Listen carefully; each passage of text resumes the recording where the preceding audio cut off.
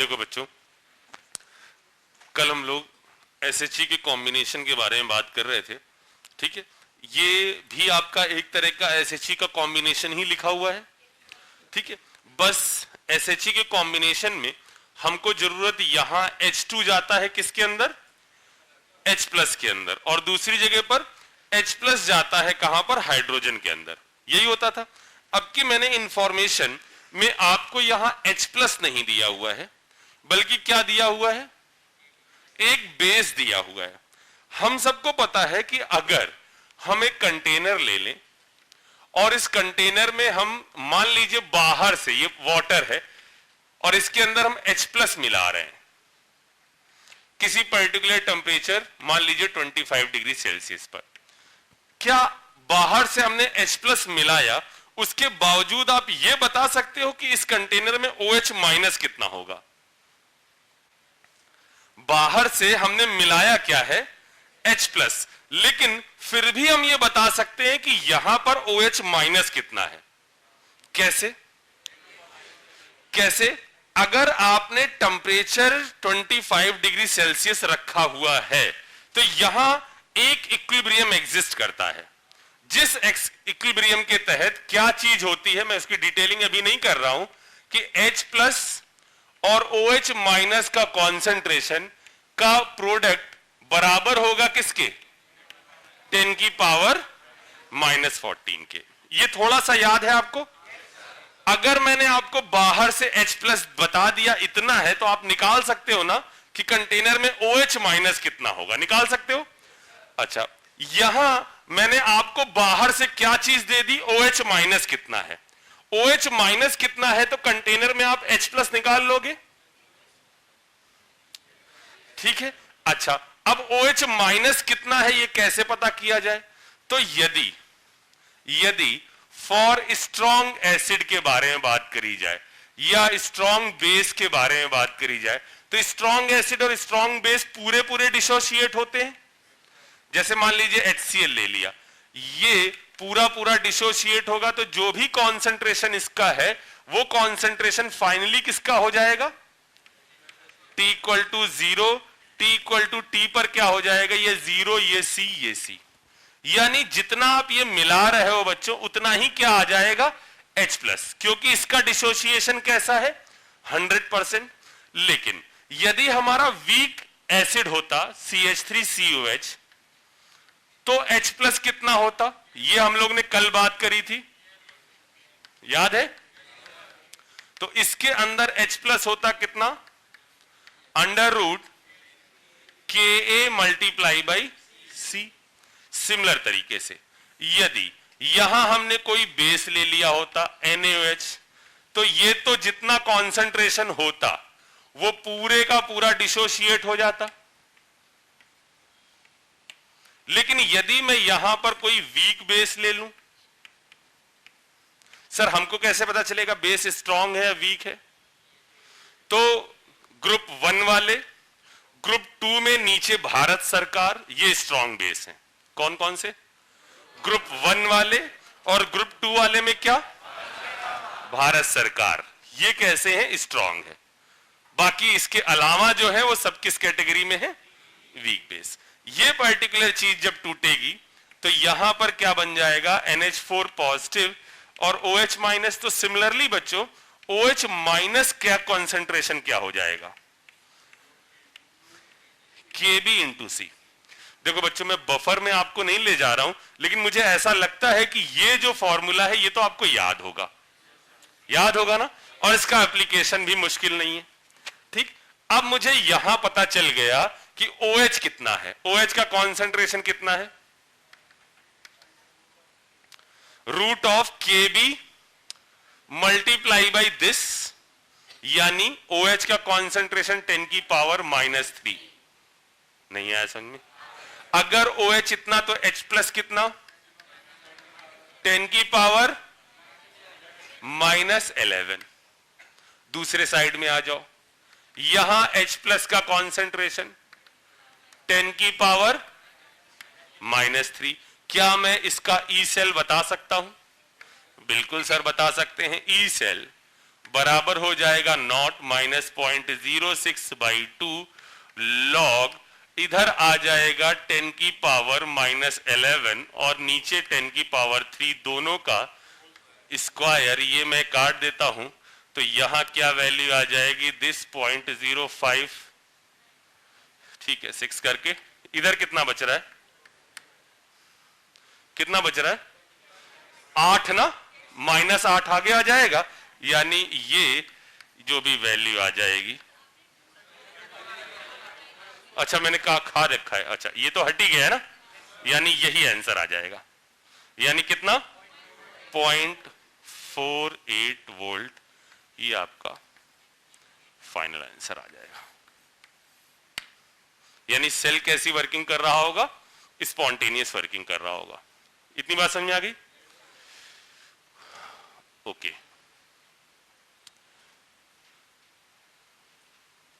ठीक है, अच्छा बच्चों ये बताओ कि मान लो ये जो प्रोसेस चल रही है, इस प्रोसेस के दौरान मैं एनोड साइड में, सॉरी कैथोड साइड में बाहर से H+ मिलाता जाऊं, बाहर से H+ मिलाता जाऊं, मेरा ई सेल क्या होगा, बढ़ेगा या घटेगा?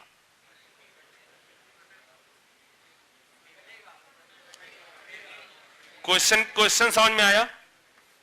क्वेश्चन ये है, क्वेश्चन ये है,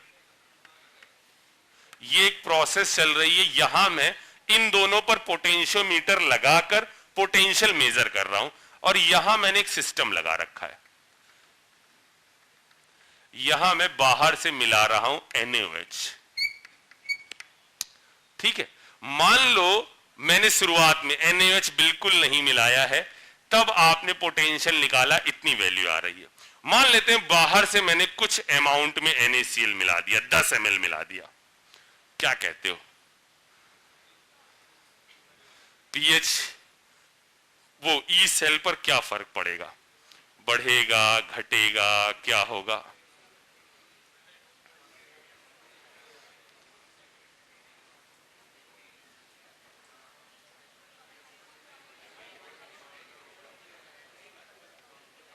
अच्छा बच्चों एक काम करते हैं ना, पहले बताओ ये चीज समझ में आ गई, ये चीज समझ में आ गई। अच्छा एक काम करते हैं, यहां देखते हैं कि अगर आप बाहर से कुछ मिला रहे हो तो क्या फर्क पड़ेगा, ठीक है। अगर कुछ नहीं मिलाया, कुछ नहीं मिलाया, तो इधर H+ कितना है ये हम सीधे सीधे बता सकते हैं कि यहां H+ अभी कितना है, ये है √KA × C के बराबर, ठीक। अब मान लो बाहर से हमने कुछ अमाउंट मिला दिया NaOH का, क्या होगा, CH3COH प्लस NaOH, ये खत्म हो जाएगा, ये खत्म हो जाएगा, क्योंकि हम बाहर से ड्रॉप बाई ड्रॉप मिला रहे हैं, ड्रॉप बाई ड्रॉप मिला रहे हैं, तो ये वाली चीज आपकी क्या होगी, लिमिटिंग रिएजेंट हो जाएगी, ये खत्म हो जाएगा। इस साथ में क्या बन जाएगा, अच्छा एक सेकंड यार, ये तो वहां पहुंच जाएंगे हम, कहां, बफर पर, और बफर तो आपने पढ़ा नहीं, कोई बात नहीं, छोड़ो इसको, पहले इसको टिपो फिर उस पर आते हैं हम, कोई बात नहीं, अभी बता देंगे वो बफर वाला भी।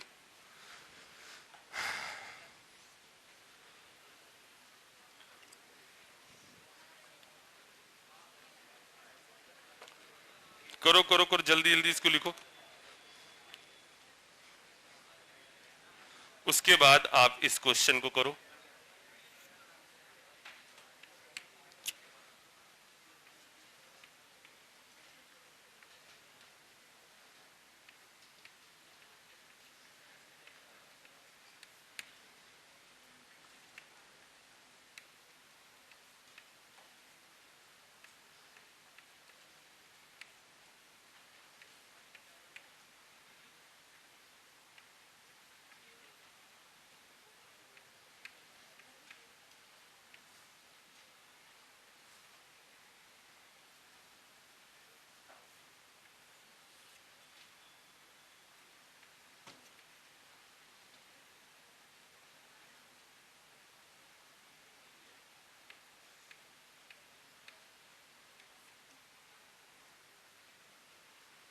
ये एक सेल बना हुआ है और आपको ई सेल के बारे में बात करनी। ऑप्शंस हैं,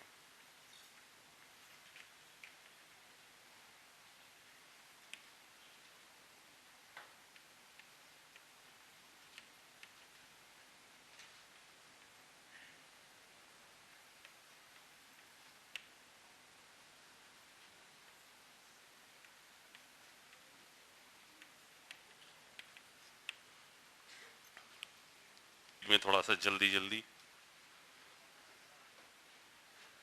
कहां पर लेफ्ट में क्या आएगा, राइट में क्या आएगा, रखो, देखो क्या आ रहा है आंसर।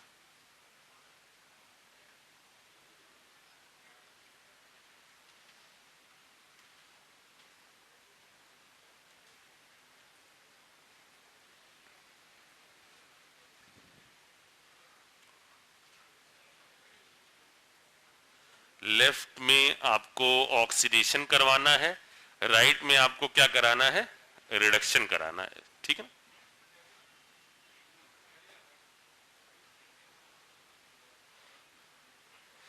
देख लेना भाई, गड़बड़ मत कर देना कुछ।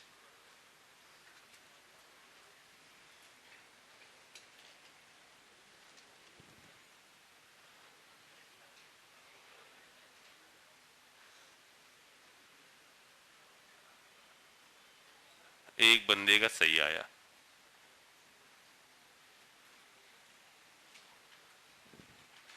बच्चों बहुत आसान से क्वेश्चन होते हैं, सिर्फ इक्वेशन बनानी है और उसके बाद आपको वैल्यूज रखनी है।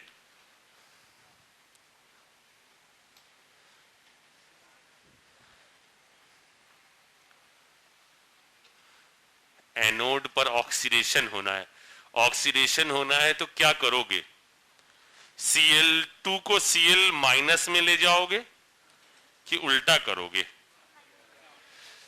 कि उल्टा करोगे, उल्टा करोगे, क्योंकि ये चीज तो गड़बड़ हो जाएगी। यहां पर इक्वेशन बनाते वक्त याद रखना है आपको कि अदरवाइज तो गड़बड़ हो जाएगी अगर मैं Cl2 को Cl माइनस में ले जाऊंगा, ये तो लफड़ा हो जाएगा। यानी यहां पर लिख दिया गया है उन्होंने ऐसा, तो सही से लिखा जाए इसको। हाँ क्या कह रहे थे तुम? अभी देखते हैं, पहले इसको सही से लिखते हैं। इसको हटा दूं बच्चों? चलो चेक करते हैं, कुछ बच्चों का आ गया। एक बार पहले इक्वेशन बनाते हैं, एक बार पहले इक्वेशन बनाते हैं। यहां इन्होंने ऐसे लिख दिया है, क्या करा जाए, लेफ्ट में हमको क्या कराना है, ऑक्सीडेशन, ठीक है। ऑक्सीडेशन कराना है तो अपन को क्या करना पड़ेगा बच्चों, ये आपका चेंज होगा किसके अंदर, Cl2 के अंदर, और 2 इलेक्ट्रॉन, ऐसी होगी ना प्रोसेस। बस यहीं गड़बड़ करी होगी आप लोगों ने, यहीं पर गड़बड़ करी होगी।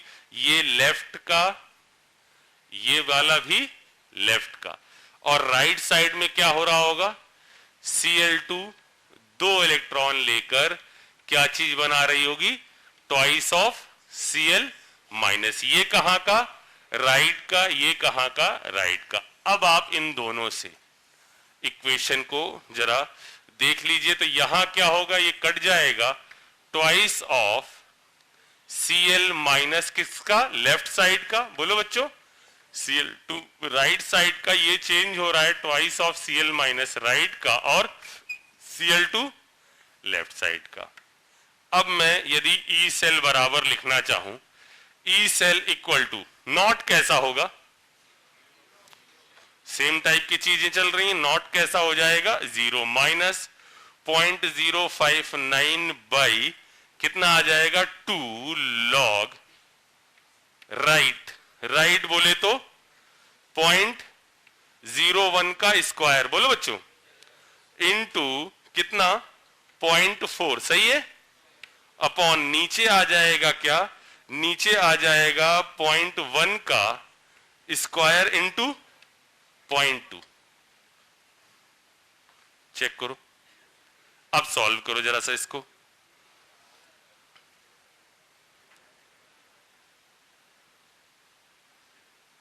गड़बड़ नहीं आया समझ में?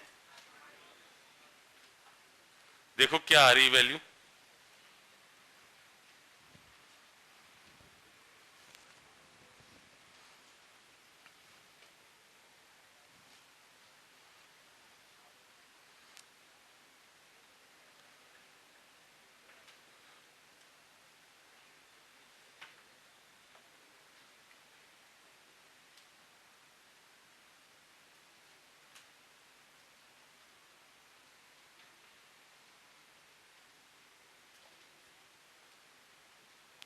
थोड़ा सा इनको क्वेश्चन सही से लिखना चाहिए था ना, यहां पर इन्होंने गड़बड़ करी है, थोड़ा सा इनको क्वेश्चन सही से लिखना चाहिए था, इधर ये लिखना चाहिए था, इधर ये लिखना चाहिए था।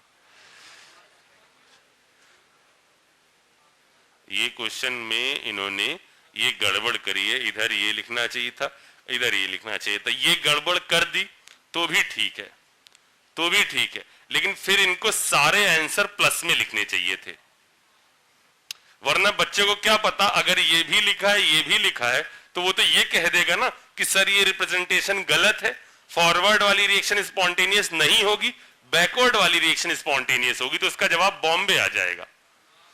अरे मेरी बात समझ में आई आपको?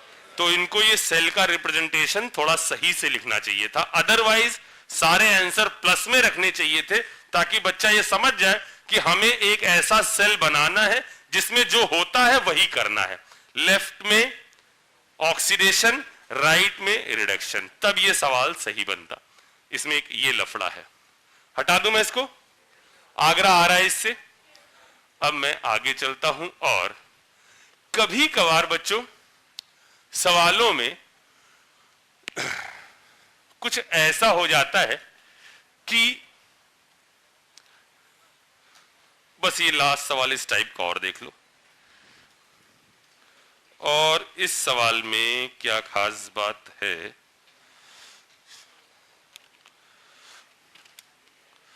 जरा देखो बच्चों, Pt H2 गैस 0.1 बार, यहां H प्लस एक्वस 10 की पावर -3m, MnO4 माइनस, ये चेंज हो रहा है Mn+2 में, इसका कॉन्सेंट्रेशन है 0.1 m, इसका कॉन्सेंट्रेशन है 0.01 m, कॉमा H प्लस का कॉन्सेंट्रेशन है 0.01 m, और Pt। देखो बच्चों, अब एक और चीज यहां इन्वॉल्व कर दी गई, दिस और एक H प्लस और आ गया है। यहां समझ में आ रहा है क्या चीज चल रही है, इधर ये चीज नहीं समझ में आ रही है कि H प्लस क्यों दिया गया। क्या आप इस पर कुछ टिप्पणी कर सकते हो? और क्या दिया गया है, गिवन है E not of MnO4 minus से Mn+2, इसकी वैल्यू 1.51, पूरे सेल का ई सेल बताना है, और ऑप्शंस हैं 1.54 volt, 48 volt, 84 volt, none of this. अब देखो बच्चों, कभी भी इस टाइप का दिख जाए यहां पर, और इधर कोई ऐसी इक्वेशन दिख जाए जिसके अंदर HH आ जाए, तो आप ये समझना कि इसको हमें बैलेंस करना होगा, और जब मैं बैलेंस करूंगा तो उसके अंदर H प्लस आ जाएगा। जब मैं इसको बैलेंस करूंगा ना तो उसके अंदर H प्लस का टर्म आ जाएगा। मान लो यहां इसकी बजाय ये होता, राइट हैंड साइड में ऐसा होता, Cr2O7 -2 और Cr+3, और यहां पर भी H प्लस दिया जाता। मतलब क्या होता, जब आप इसको बैलेंस करोगे ना तो इसके अंदर H प्लस का टर्म आ जाएगा। सर बैलेंस करोगे तो H प्लस का टर्म आ जाएगा, मतलब जरा देखो, इधर क्या होगा ऑक्सीडेशन, इधर क्या होगा रिडक्शन। लिखो जरा सा, MnO4 माइनस, ठीक है बच्चों, चेंज हो रहा है किसके अंदर, Mn+2 के अंदर। पहले रिएक्शन लिख लेते हैं, इलेक्ट्रॉनों की जरूरत पड़ेगी अपने को।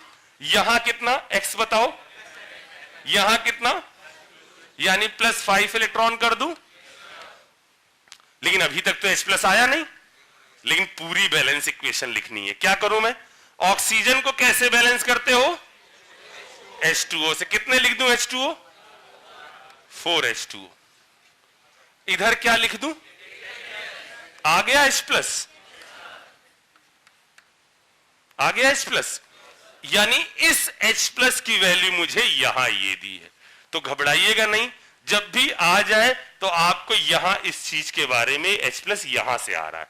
जैसे यहां होता तो क्या होता, Cr2O7, यहां कितना जा रहा है Cr+3, कितनी ऑक्सीडेशन स्टेट का, कितने इलेक्ट्रॉन का चेंज जा रहा है, 3 पर मॉलिक्यूल कितने का चेंज जा रहा है, 6 इलेक्ट्रॉन। कितना कर दूं, इधर क्या कर दूं,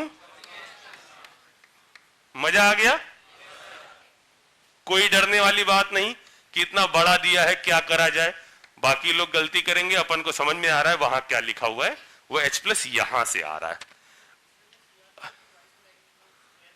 क्या क्या यहां पर इधर ट्वाइस होगा ना, उधर ट्वाइस होगा ना, तो सही तो है बैलेंस इक्वेशन। अब बच्चों क्या आपके अंदर ये टैलेंट है कि आप दोनों इक्वेशन लिखकर कॉन्सेंट्रेशन टर्म में बिना गलती करे हुए इसके सही आंसर तक पहुंच जाओ। पहले n बताओगे कितना आएगा, 10, n 10 आएगा, 5 इधर 2 थे, काटने के लिए मल्टीप्लिकेशन होगा, n बराबर 10 आएगा। पहले ये तो समझ में आ रहा है। अब जरा वैल्यूज रखिए और देखिए कि कौन सा आंसर सही आ रहा है। नन ऑफ दीज भी है।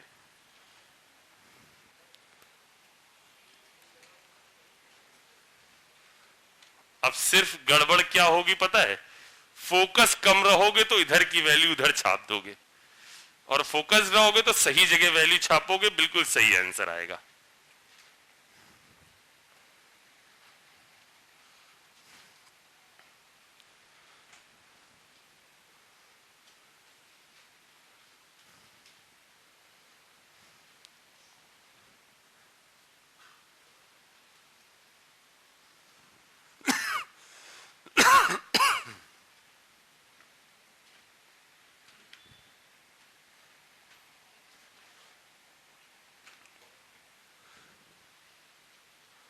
मुझे ही सॉल्व करना है क्या,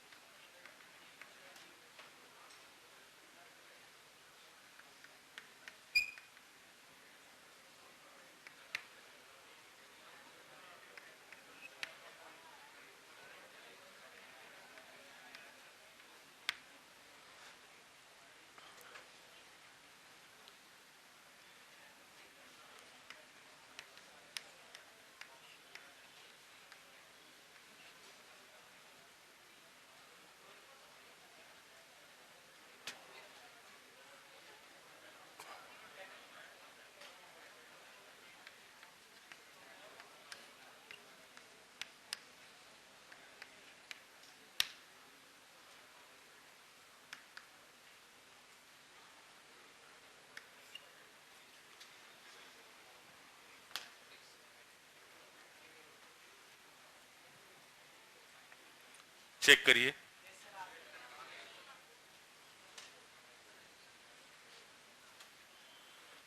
यहां आपने जो वैल्यू बनाई है वो वैल्यू जरा देख लीजिए। ऊपर आएगा 10 की पावर 34, नीचे ये 34 से 34 कट जाएगा। ये कैसे आया जरा देखो, एक एक वैल्यू रखो यहां पर और देखो ये आ रहा है नहीं आ रहा है। तो सही जवाब क्या आ जाएगा? बॉम्बे। नहीं आया समझ में? ओके।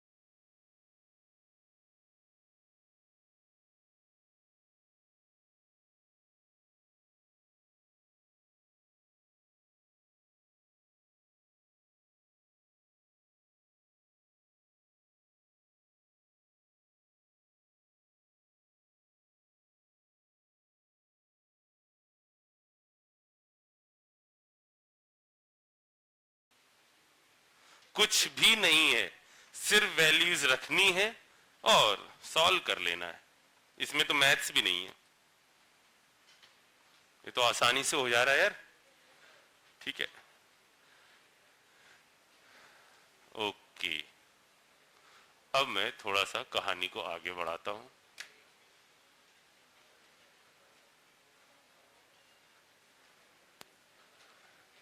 लिखना हो लिख लो जल्दी से लास्ट वाला पार्ट, जिनका ना लिखा हो।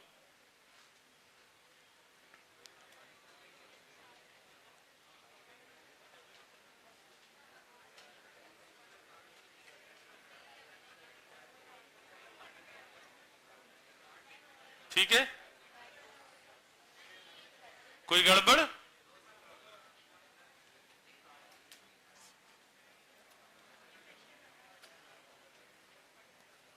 ओके, आगे बढ़ते हैं और इलेक्ट्रोकेमिस्ट्री का अगला पार्ट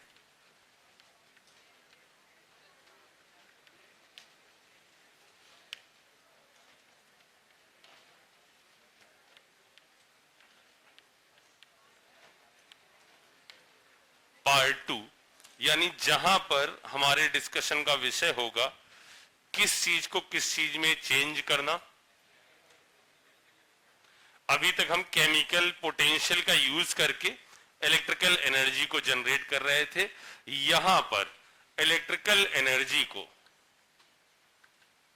यूज करेंगे, इसकी मदद से हम कुछ केमिकल चेंज करेंगे।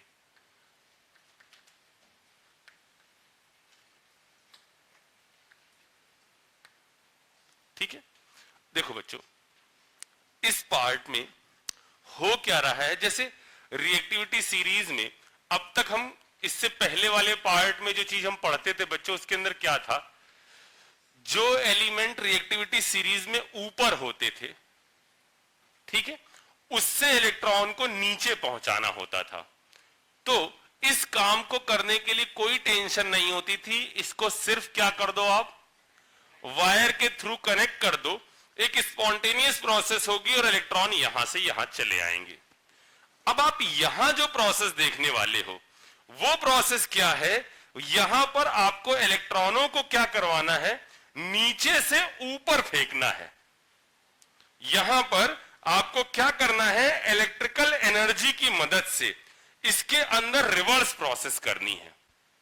यानी इस प्रोसेस को करने के लिए, जैसे ये प्रोसेस एक हाई लेवल पर वाटर रखा हुआ है, लो लेवल पर वाटर रखा हुआ है, अगर सिर्फ इनको आप पाइप से कनेक्ट कर दीजिए तो liquid high level to low level तक फ्लो हो जाएगा। लेकिन यदि इसकी उल्टी प्रोसेस करनी है तो बिना पंप के नहीं हो पाएगी। यानी अब जो आप प्रोसेस पढ़ने वाले हो वो प्रोसेस वास्तव में कैसी प्रोसेस है, एक नॉन स्पॉन्टेनियस प्रोसेस है। क्या है ये प्रोसेस, जरा देखते हैं। जैसे मान लो हम एक इलेक्ट्रोलिटिक सेल के बारे में बात कर रहे हैं, ये आपने शुरुआत में एटॉमिक स्ट्रक्चर में पढ़ा होगा। जैसे मान लीजिए यहां हमने इलेक्ट्रोड ले लिए,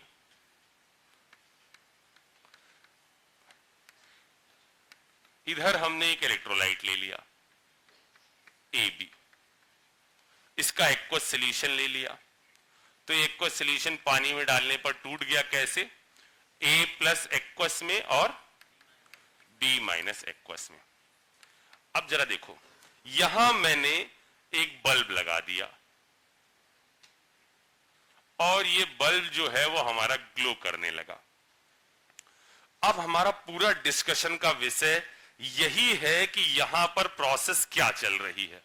तो देखो बच्चों, हो क्या रहा है, हो ये रहा है कि ये जो चीज लगी है, ये जो पंप लगा है, यहां पे जो सेल है ना, इसको आप ऐसे सोचिए कि ये पंप की तरह है। ठीक है, पूरी बात पहले सुन लेना फिर एक डिस्कशन पे पहुंचना। ये कहानी बिल्कुल सिंपल नहीं चलेगी, एक एक स्टेप जरा ध्यान से सुनते चलिए। यहां ये पंप है, ये क्या करता है, इस वाली रॉड से सरफेस इलेक्ट्रॉनों को खींच लेता है।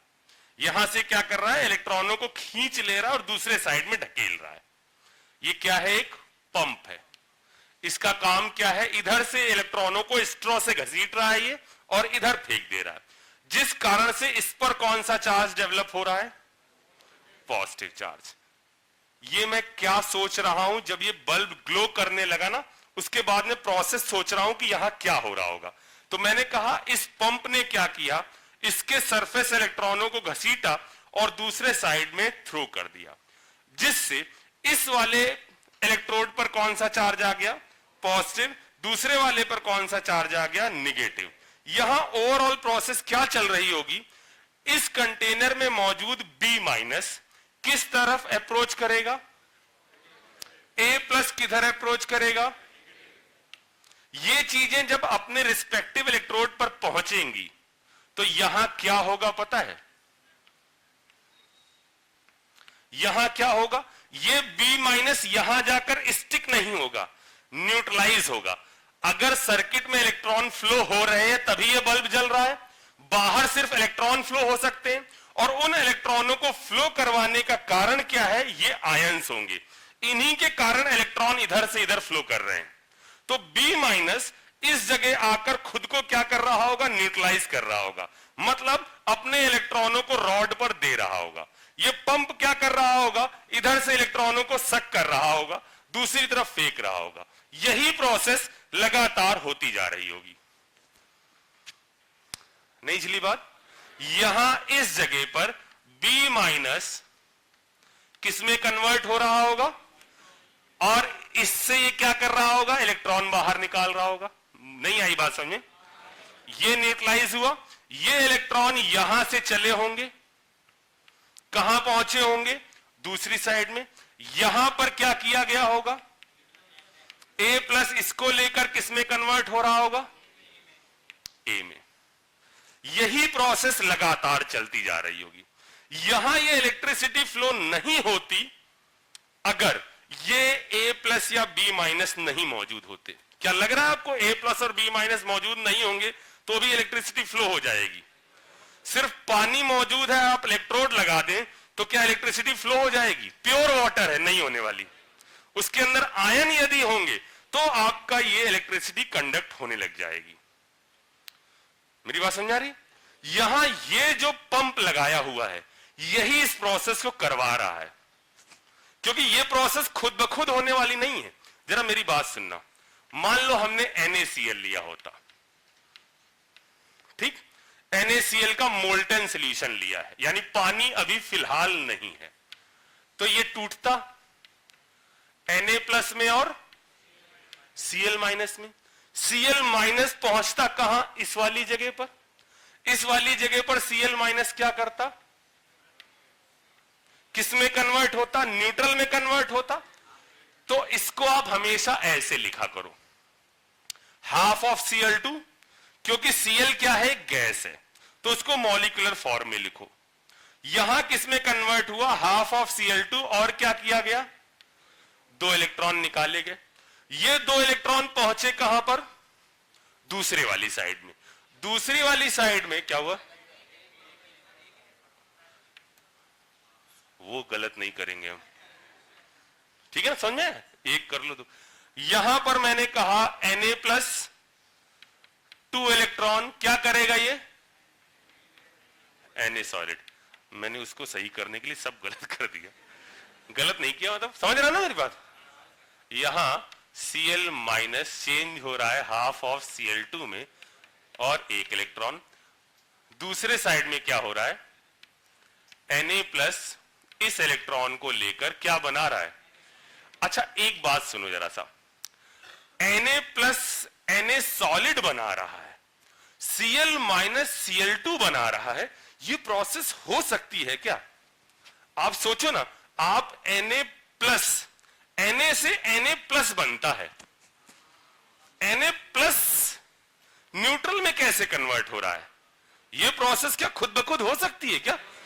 Na के अंदर तो हमने नोबल गैस कॉन्फ़िगरेशन अचीव कर लिया, Na के अंदर तो हमने नोबल गैस, Na प्लस के अंदर तो नोबल गैस कॉन्फ़िगरेशन अचीव कर लिया, फिर भी हम यहां क्या कर रहे हैं, उसको 1 इलेक्ट्रॉन चिपका दे रहे हैं।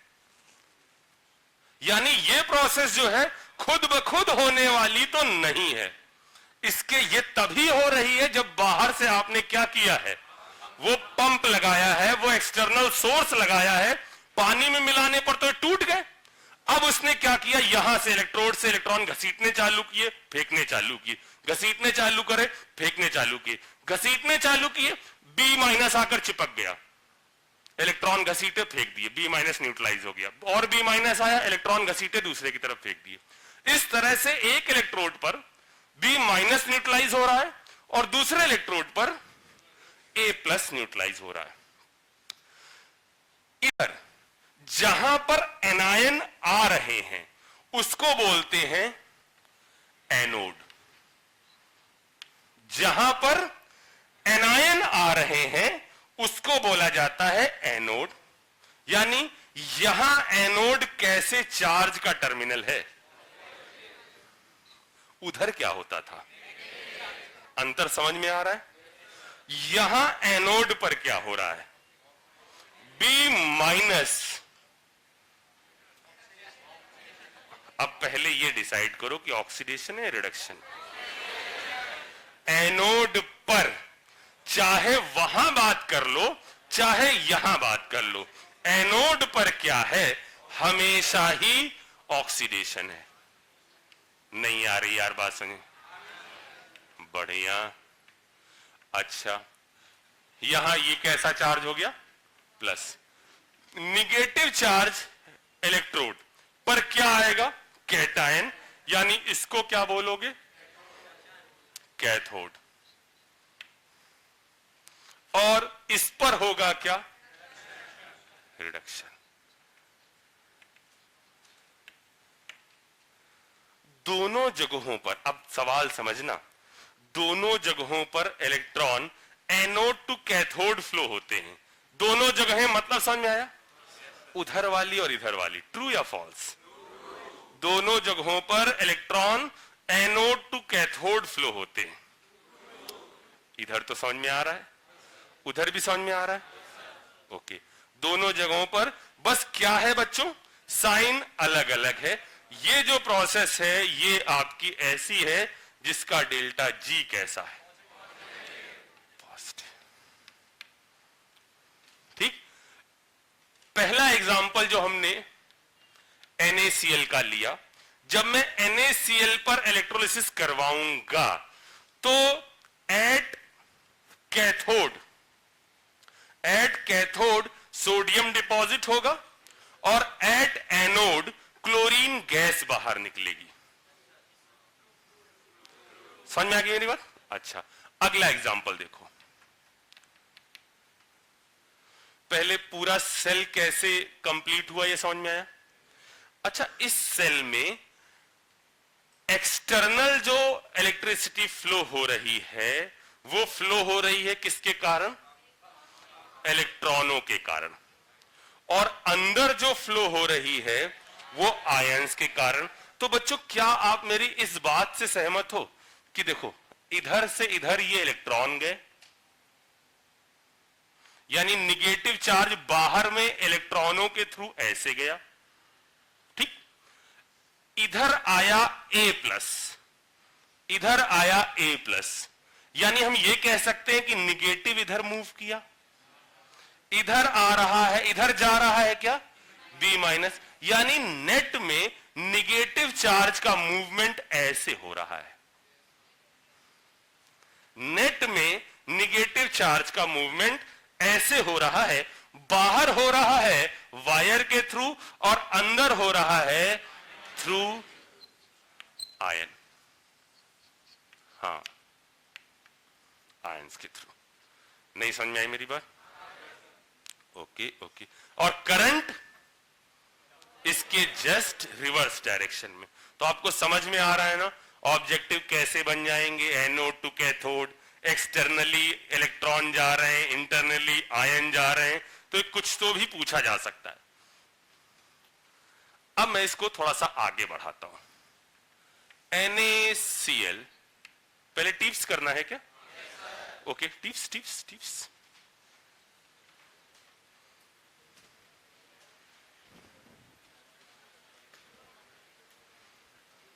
ये तो आपने पहले पढ़ा होगा ना उसमें, किसमें, इलेक्ट्रो में, इलेक्ट्रो कह रहे हैं, एटॉमिक स्ट्रक्चर की शुरुआत में पढ़ा होगा ना। ठीक है, ठीक है।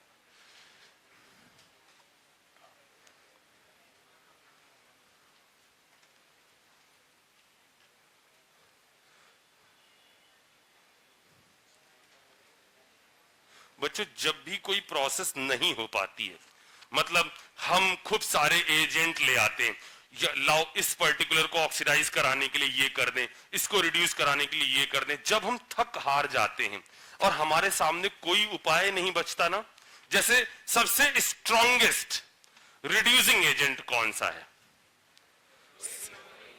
फ्लोरीन। रिड्यूसिंग एजेंट, सही बोला ना मैंने? आराम से रिड्यूस होगा। स्ट्रॉन्गेस्ट ऑक्सीडाइजिंग एजेंट, सब दुनिया में सबसे स्ट्रॉन्गेस्ट ऑक्सीडाइजिंग एजेंट क्या है? फ्लोरीन। खुद रिड्यूस होगा और सामने वाले को ऑक्सीडाइज करेगा। अगर कभी आपको उल्टा करना हो तो क्या करो पता है?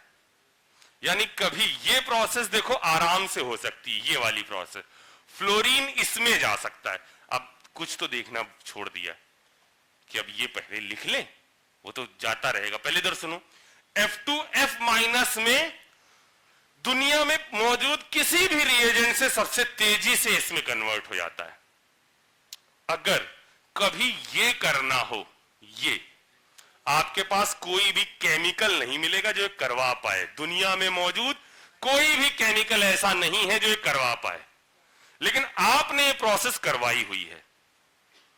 आपने ये प्रोसेस करवाई हुई है जब आप हॉल हेराल्ड प्रोसेस कर रहे थे, तो वहां F माइनस से F2 बनाया था और उस F2 ने Al2O3 से रिएक्शन करके AlF3 बना दिया था। यानी आपने इस चीज को करवा रखा है कि F माइनस को F2 में चेंज कर दिया है, लेकिन कोई केमिकल रिएजेंट ऐसा नहीं कर पाता। इसको करने के लिए आपको उसको उठाना पड़ेगा और रखना पड़ेगा कहां पर? इस सेल के अंदर। जब भी हर रिएजेंट हार जाता है ना, तो वहां यूज करते हैं हम इलेक्ट्रिसिटी का। ये यूज कर लो जो भी है, फिर मजबूरी में ये प्रोसेस को करना ही पड़ेगा। आप बाहर से लगा रखा है आपने सेल, ये प्रोसेस होगी। तो जब कोई प्रोसेस ऐसी होती नहीं हो पाती है ना, तो वहां हम लेकर आते हैं सबसे बड़ा हथियार, और वो हथियार है क्या? इलेक्ट्रिसिटी।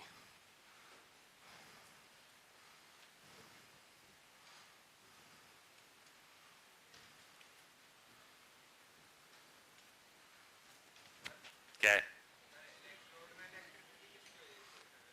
क्या? इलेक्ट्रोड तो रॉड है।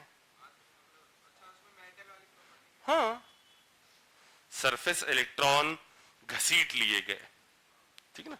या ऐसा समझ लो कि बाहर ये क्या चीज लगी हुई है, ये चीज पंप, इसने यहां पर और यहां पर पोटेंशियल लगा दिया, तो अब यहां पर प्लस का खूब सारा पोटेंशियल लग गया, तो क्या होगा? B माइनस इसकी तरफ अट्रैक्ट होगा। इलेक्ट्रॉन को फ्लो करवाना ही पड़ेगा क्योंकि ये पोटेंशियल है, यहां आकर इसको न्यूट्रल ही होना पड़ेगा। ये न्यूट्रलाइज हुआ, इलेक्ट्रॉन छोड़े, वो इधर से इधर मूव करने लगे।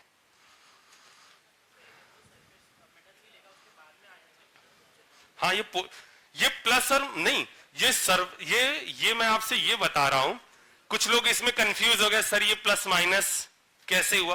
देखो, जब आप बाहर से बैटरी लगा रहे हो ना, तो उसके बाद हमने कैसे बोल दिया कि इस पर पॉजिटिव इस पर निगेटिव, तो चार्ज कैसे आया? तो उस पंप ने क्या किया, इसके सरफेस इलेक्ट्रॉन को घसीटा और दूसरे की तरफ फेंक दिया। एक पर पॉजिटिव चार्ज डेवलप हो गया, एक पर निगेटिव चार्ज डेवलप हो गया, और आयंस फ्लो करने चालू हुए।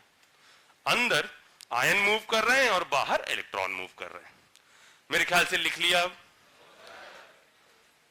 एनोड पर ऑक्सीडेशन चार्ज देख लीजिए, वहां क्या था ये देख लीजिए। बाहर इलेक्ट्रिसिटी फ्लो हो रही है इलेक्ट्रॉनों के कारण, अंदर फ्लो हो रही है आयंस के कारण।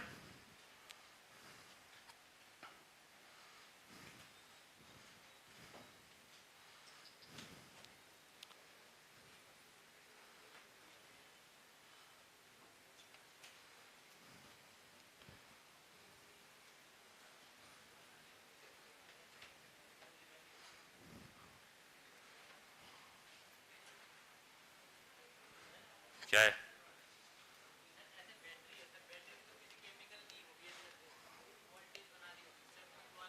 ये यहां पर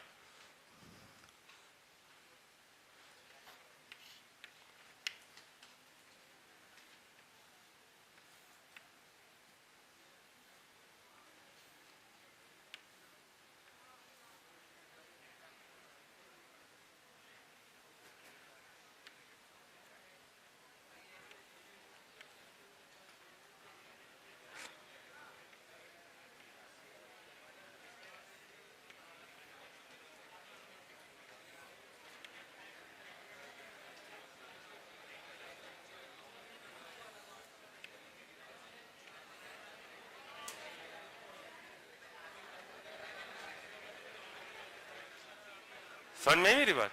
ये जो तुमने वो बैटरी पढ़ी इससे पहले, ये वाली, ये बैटरी कहां पर लगी हुई है? इधर लगी हुई है ये। अब ये छोटी बैटरी क्या है? ये कौन सा सेल है पता है? ये सेल है आपका गैल्वानिक सेल।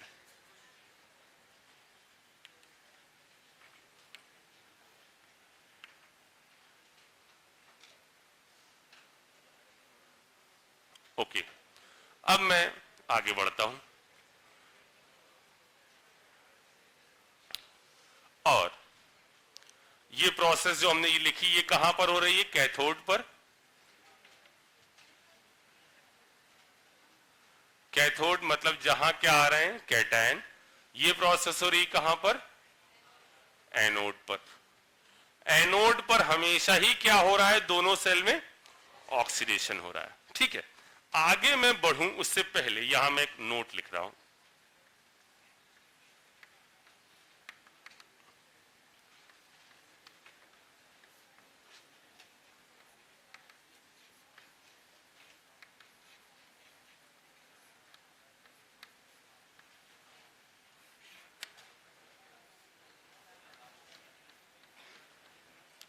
यहां ये नोट है अबाउट प्रेफरेंशियल डिस्चार्ज थ्योरी। अभी आप इस पे ज्यादा दिमाग नहीं लगाएंगे। फॉर कैटायन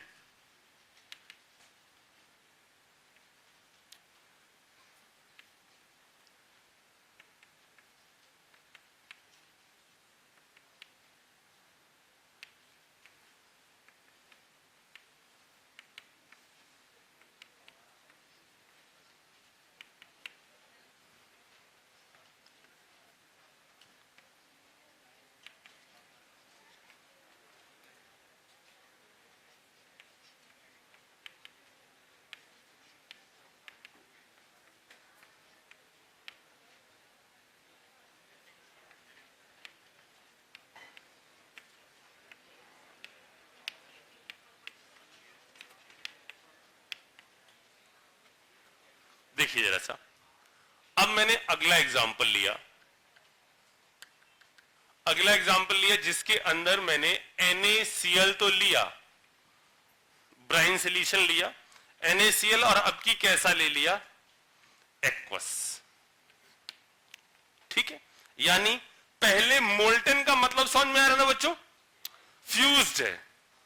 फ्यूज्ड मतलब मेल्ट कर दिया बिल्कुल। आयनिक कंपाउंड के अंदर इलेक्ट्रिसिटी कब कंडक्ट होती है? सॉलिड में कोई इलेक्ट्रिसिटी कंडक्ट नहीं होती। हो सकती है अगर डिफेक्ट आ जाए तो, हो सकती है थोड़े बहुत अमाउंट में अगर डिफेक्ट आ जाए तो, शॉर्ट की, फ्रेंकल, इस टाइप के डिफेक्ट आ जाए तो इलेक्ट्रिसिटी कंडक्ट हो सकती है। थोड़ी ज्यादा होती है जब आप कैसा लेते हो? मोल्टन फॉर्म का लेते हो, और भयंकर ज्यादा होती है जब आप एक्वस फॉर्म का लेते हो। अब मैंने इसको ले लिया कौन सी फॉर्म का? एक्वस फॉर्म का। ठीक है भाई, एक्वस फॉर्म का लिया, यानी अब हमारे कंटेनर में Na+Cl- ये तो मौजूद है ही, साथ ही साथ H+ और OH- भी मौजूद है। H+ और OH- भी मौजूद है। अब दो आयन जो हैं वो रेस लगा रहे हैं निगेटिव की तरफ, और दो एनायन जो है वो रेस लगा रहे हैं पॉजिटिव की तरफ। अब इनमें ऐसा नहीं होगा कि दोनों एक साथ न्यूट्रलाइज हो जाएंगे। पहले मुझे बताओ बच्चों, यहां वाली बात समझ में आ गई सभी बच्चों को? पीछे आ गया समझ में ना कि प्रोसेस कैसे चल रही है, यहां क्या हो रहा है। अब मैंने कहा दो आयन है, दो पॉजिटिव दो नेगेटिव, इनमें एक ही पहले न्यूट्रलाइज होगा।